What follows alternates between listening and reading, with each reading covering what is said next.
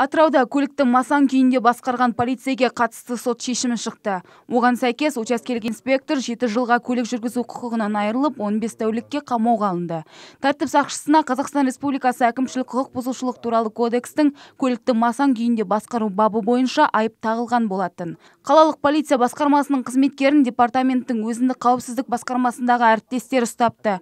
Учаскелік инспектордың өзіне сенсек, ол ішімдік ішкенімен көлік рөліне отырмаған көрінеді.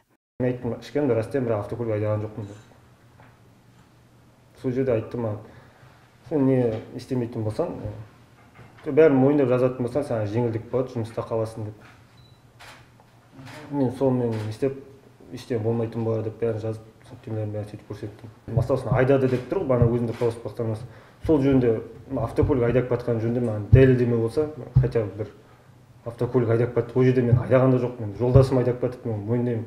Атырау облыстық сотының баспасөз қызметі ұсынған мәлімет бойынша өткен жылы ішімдік ішіп автокөлік жүргізген 1405 адам жүргізушілік куәлігінен айырылса, биылғы жылдың басынан бері олардың саны 13-ке жеткен. Біреуі жүкті келіншек. Жайдарлым Қайреден, Айбек Жаңай, Каспиан Ньюс.